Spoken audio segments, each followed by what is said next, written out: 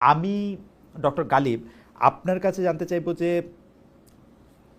জামায়াতে ইসলামীর বা বিএনপি ছাড়া আমি যদি অন্য রাজনৈতিক দলগুলি বলি, অর্থাৎ বিএনপিকে এক পক্ষ এবং এনসিপিকে আলাদা করে ধরে জামাতে ইসলামীর নেতৃত্বে ইসলামী আদর্শে যারা রাজনীতি করেন, আমি যদি এভাবে বলি, তাদের রাজনৈতিক উদ্দেশ্যটা বা রাজনৈতিক লক্ষ্যটা এই মুহূর্তে আপনি আসলে কি দেখতে পান? মানে আমি কয়েকটা প্রসঙ্গ আপনাকে একটু যদি বলি যে বাংলাদেশের সমাজ, রাষ্ট্রীয় কাঠামো, আইনি কাঠামোটা কেমন তারা চান।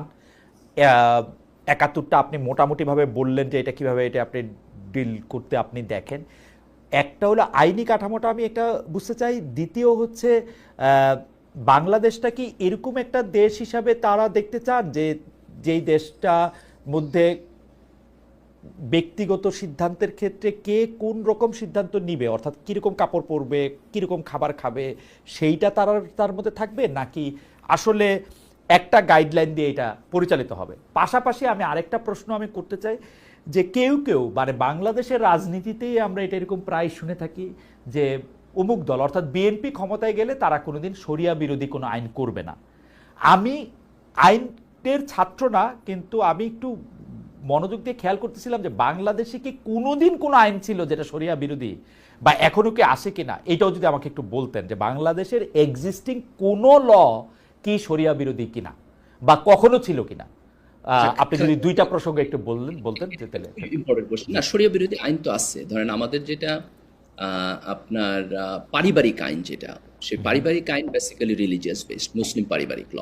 কিন্তু আপনি যদি নর্মাল পেনাল কোডে যান, ধরেন যে চুরি করলে শাস্তি কি হবে, ডাকাতি করলে শাস্তি কি হবে, সুদ অ্যাপ্লিকেবল কিনা, এটা অ্যাকসেপ্টেবল কিনা, এইসব জায়গায় তো আপনার শরিয়ার সাথে এক্সিস্টিং ল কন্ট্রাডিক্ট করে।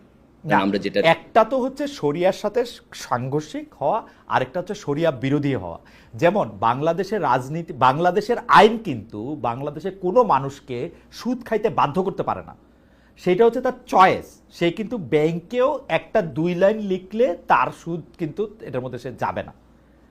এখন এই জিনিস কিন্তু আমি বলতেছি হচ্ছে শরিয়ার সাথে কন্ট্রাডিক্টরি। যেমন ধরেন বাংলাদেশের কেউ চাকরি করলে সে নামাজ পড়িতে পারিবে না, সে রোজা রাখিতে পারিবে না, দাড়ি রাখিতে পারিবে না। ওরকম কোন আইন কখনো আছে কিনা, কখনো ছিল কিনা?